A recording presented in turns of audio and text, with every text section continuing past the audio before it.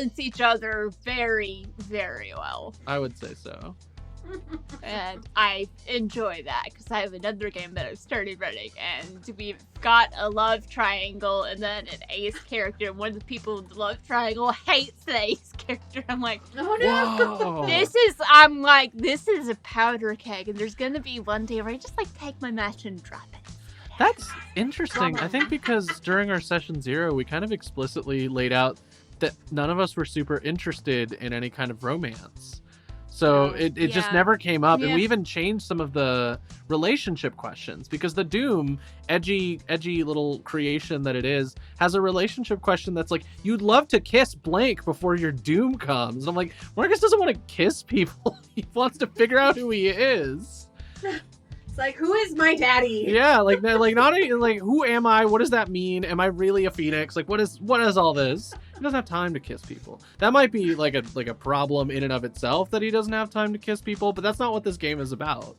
Exactly. Okay, being aromantic is valid. Absolutely. Just putting it out there. Yeah. It's valid. They're all valid. As long as you ain't hurting anybody, it's all good. Yeah, and I think it goes into like Exactly. out of character. We also decided it, so it was kind of a combination of both. Mhm. And if anything, I think when I was conceptualizing Marcus, I did kind of set up Marcus to be ace, and I wasn't necessarily going to make it a huge part of that setup because we weren't really digging into the romance between any of the characters or like even NPCs. But that's always been kind of percolating in the back of my brain because Marcus just, it doesn't really have the interest as all the other things do in Marcus's life, and that's just where he's ended up. Marcus does give me ace aromantic vibes, and I respect it. Yeah, no, he's Yeah. sees it, understands it, does not necessarily want to engage with it, and would have a hard time doing so. I think it's just not really within that wheelhouse. Which is fair and valid. I say Yeah. as someone who's also ace. Yeah. I think Glider, because also I don't know as a player, and it's not been part of the story at all, really. And I think she is just so one track minded as she can be about anything. To being a superhero, that's all she can focus on, and having friends who are also Yeah. superheroes. I will say the like friendship theming in this has been really good because there's been so many times where one of our characters wants to go do something reckless, and I think we all promised ourselves, both like out of character and in character, like, no, we'll check in with one of the others first because we all trust each other. For sure. So there have been times where it's like, we're gonna do something reckless, and then we all stop and go, hold on, we have to talk about it in the park or have some pizza, and Like, then we'll no. see if we want to do something reckless. Yep. That's assuming you have time to sit down and talk about that. That's true. You are pretty good at Yeah. holding our feet to the fire, so we have no time to stop from being Right? reckless. When we do our absolute best. Well, like, if we have a chance, even just 5 minutes, okay, wait, stop. We gotta talk about this before we actually do it. The therapy session in the park. Yeah, I was Yeah. gonna voice, like, there's been so many fun little rug pulls. I think the one that really got me was the setup of, like, the lair is on Square Island, and we have all of this set up, and we never make it to Square Island. We didn't make Yeah. it. Yeah, and you tried to make the nightmare boat hand, the Yeah. nightmare hand boat. Or we were gonna steal Didn't kayaks. quite work. I was really cooking with that hand boat, and someday it'll come into play. Yeah, but the shadow hands refused to show up. And Yeah. speaking of your hands, one of the questions we got from Robra was, if Marcus could choose what his hands looked like, what would it be? Ooh, okay, this is good. The this is shadow good. hands, not like your physical people No, person hands. I understand. No, he's got, like, claws? Okay. So they're kind of wispy, spooky shadow hands currently. I think if Marcus could choose what they looked like, they would look like... Oh, gosh, I'm trying to think of a good visual signifier for what I'm looking for. They would look almost mechanical. I think Marcus has always had a fascination with more mecha Kamen Rider-esque heroes, and I think was a little disappointed when his power started to like manifest and he realized that like nothing about this power set really precludes me getting a cool set of armor and doing a pose to activate it, And that's just kind of been in another back of his mind, like possible design idea. Like I think when he is still conceptualizing the Manticore persona, and I think we've talked about how he's like mulling over names and possibly designing costumes. I think for his hands, they would definitely be sort of Kamen Rider-esque, like mecha hands. And then if Manticore design goes through, I think he would probably aim for something like that, because Marcus is a little bit of a kid at heart. I think even during the times where he has to be very serious, he had a decent childhood and he remembers it very fondly. And I think that's going to be one of those things that's going to make it harder for like the spooky hands to really get a full hold on him. Mm-hmm. I look forward to that. I don't know about y'all, but I look forward to that. Yeah. Right? Plus, he already drives a motorcycle. He's like 2 steps removed from a Kamen Rider anyway. So close. He just needs the scarf. Oh, that has to be, the scarf has to be there. 100%. We'll get there. We'll get there. It's part of when you graduate. Another question was, how does it impact Glider, the fact that your dad runs a shoe store? So I made that up on the fly, and then in retrospect, I was like, wait, that's really funny. Because How many pairs of shoes did she go through? how many pairs of shoes did she go through? And I think he definitely keeps her supplied in shoes. Or he did until she Yeah. got into the Hero Institute and actually had actual speedster shoes that would hold up. Yeah. I think that's really sweet, and I really wanted her to have like a normal, just like suburban family. So I was like, what's a really, really normal, low-key job? And I'm like, oh, he runs a Foot Locker. Like, he runs a shoe store.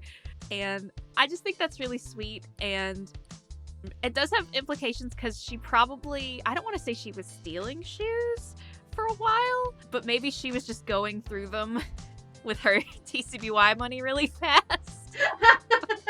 Yeah, when your speed showed up, and I don't think it took long for your parents to realize No. that there was something going on there. Yeah. Because also, I don't think you could have kept that to yourself if you tried knowing Yeah. Not for very long. you. We've actually established the fact that there are, like, government grants and stipends and things like that to help families of, like, first-gen supers. So he probably was able to get something that, in combination with the discount that he gets as an owner, helped him make that significantly more affordable, as well as, like, he couldn't exactly get, like, official speedster quality shoes, but they were about as close as you could get at a Foot Locker. Yeah. And Glider really appreciated it. I just think it's really sweet. Mhm. Yeah.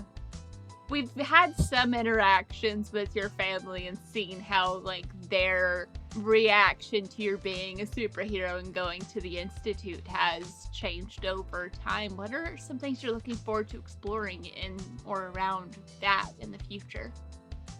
For Glider, definitely, this last fight we did cement that they actually understand, oh, she is competent. Like, oh, she can do this. We're slightly less nervous. So it's a little bit less of them trying to deter her from this thing that she wants so bad. And I think that's really nice. I'm hoping she could open up to them more, but she's being very cagey about her powers and the stopwatch, and I think she has to open up to the team first before she gets to her parents about that.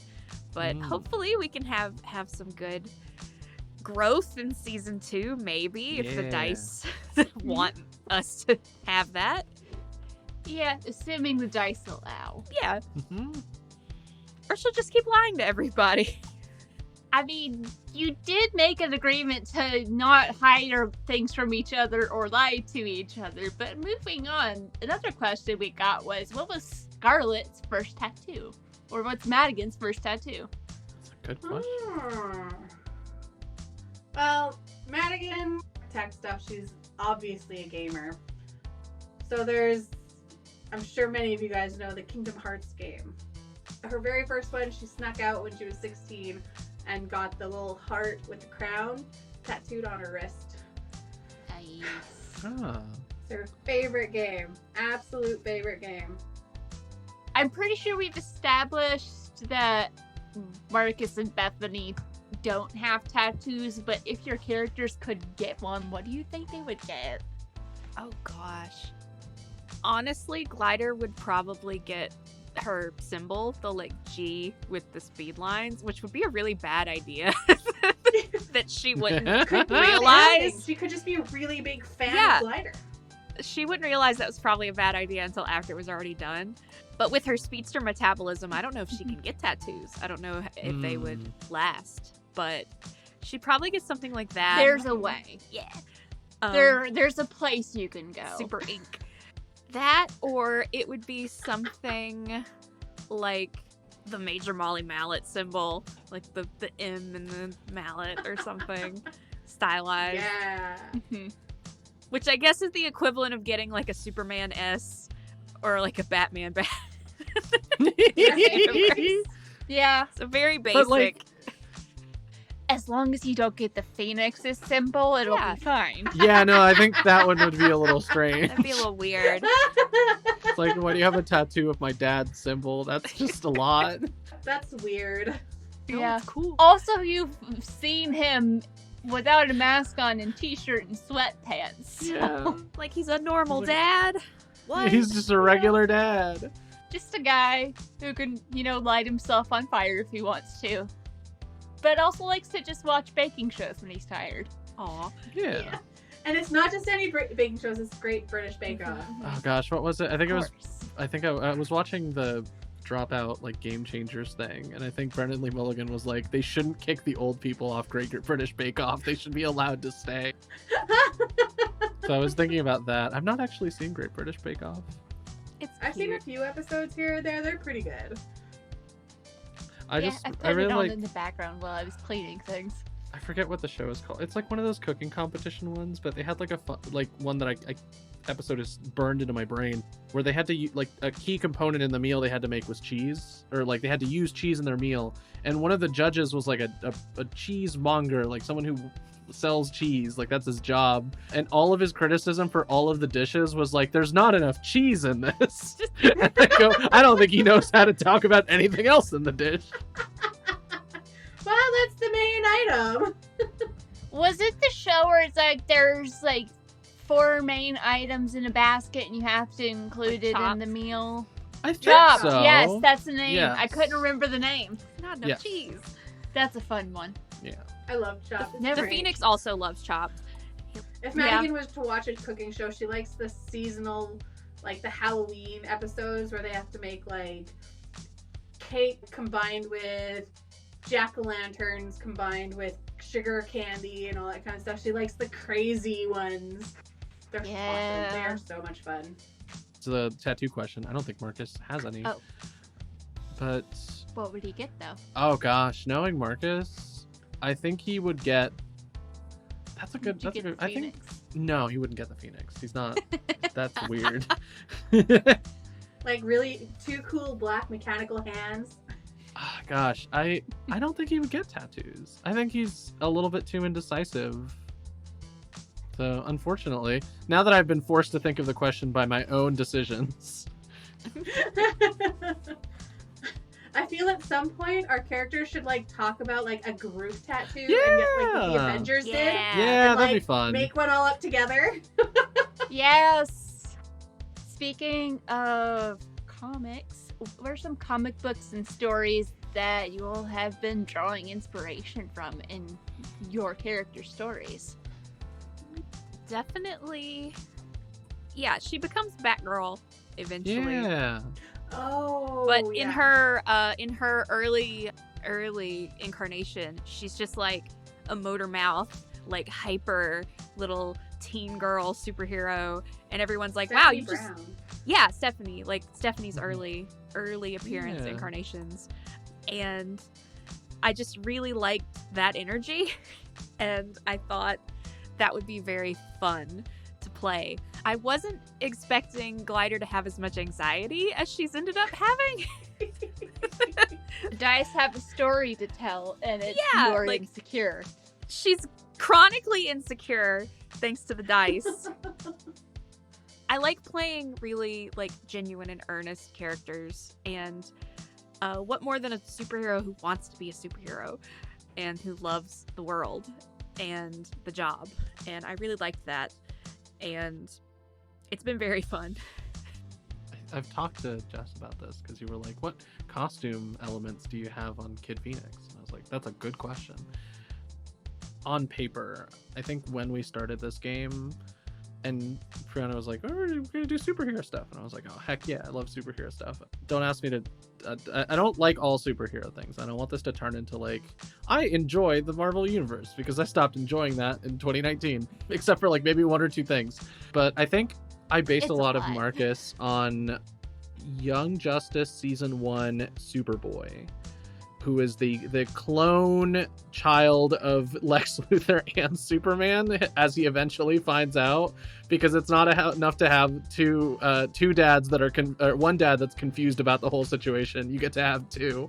And I think a lot of the design elements I actually took into consideration as like 90s style Superboy. So a lot of Marcus's Kid Phoenix design is the one-piece jumpsuit that Superboy has with the fun little leather jacket that he has in the 90s setup of the character.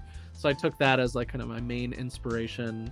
And then I really enjoy a good father-son dynamic that is not horrible. And I appreciate that Brianna made sure that the Phoenix was a good dad, because I was like, I will take either. He can either be like bad and not understand me, or he can be good and actively try his best. And I think it's even more fun that he tries his best. He's trying so hard. Yeah, because even in the show, like, Superman's like cold towards Superboy, because he's like, I never asked for this, right? Like, I never asked for a kid, and now you're like looking up to me like you're like I'm supposed to be your dad. Whereas like Lex Luthor's just trying to like manipulate him and use him for his own ends. So it is kind of similar to that regard, but we're already at the stage where like Superman's looking at him like, this is my son, sort of. And we're skipping the awkward, like, I don't want a kid, goodbye, sort of like situation, which I appreciate. Yeah, for Phoenix, it's just like, okay, I've got a kid now. Okay, how do I parent? Exactly. I need to be a good parent. I need to be a good parent. You know, he sat with his little book, his like books in a sweater to like learn all about parenting. Yeah. I can see it in my mind's eye. Absolutely. And what about for Madigan and Scarlet Sentinel? Inspiration aside from Dustin. For those listening, a good chunk of my character kind of came a little bit based a little on my husband, because he is crazy tech savvy and quite strong for being a smaller guy. Like, he's not a small guy, but he's like not like a big guy. He doesn't look like he would be super strong, but he is like quite strong. And I continue to play into that, which is absolutely crazy. Almost once a game, I'm almost like, oh my god, that is so Dustin.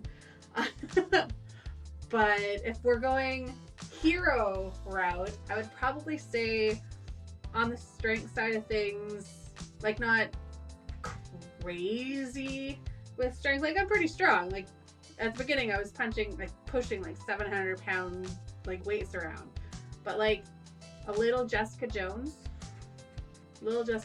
I'm not sure who would be with the tech, because like I'm not quite to the point, say like the actual like Oracle from DC, but I am quite good at getting into computers. Who would be really good into that? Who's not like quite at that level? My first thought was Felicity Smoke. Oh yeah, that's true. That works. Yeah, I'm a little Jessica Jones and Felicity Smoke. And she's also kind of nerdy too, so it works. Yeah, just you don't have the trauma that came with Jessica Jones. Right? That does my help. God. I do love that Scarlet Sentinel really would prefer to be the gal in the chair, like the person Yeah. behind the screen. Yes, but that trip was circumstances fantastic. just will not let you stay out of the field. Yeah. So I don't know if you all have listened to. There was an episode where I think it was when we saw like each of you going home after the test, and like, what do you go home to? What do you do? And then getting the invitation. I think it was that one where I added some to the end of something where we had seen Scarlet, where we see these two people having a conversation one of them basically telling the other one, can you please stop stealing applicants from my desk? It's like, we needed her on this sign. I wanted to hire her, though. She was able to interact with Halcyon, which it was the program that you prevented being stolen. And when the other person heard that, they were like, fine. Can you at least, like, let me work with her some?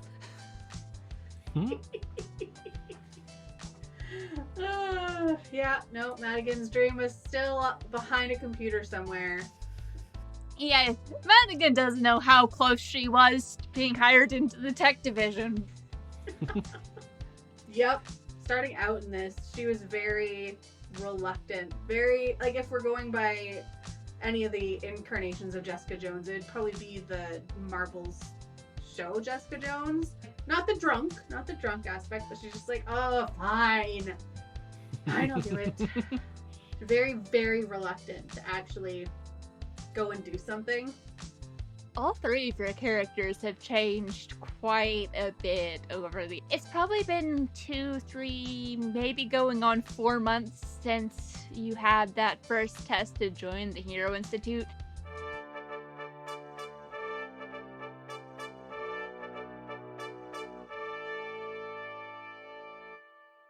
You have been listening to Queen City Supers, a graveyard tape-type story using the game Masks.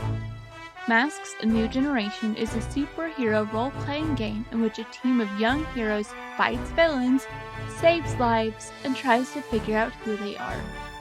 Featuring Caitlin as Madigan, aka Scarlet Sentinel, the Janus. Jess as Bethany Bertolucci, aka Glider, the Beacon. Ian as Marcus, aka Kid Phoenix, the Doomed. And Brianna Jean as the Keeper and Producer.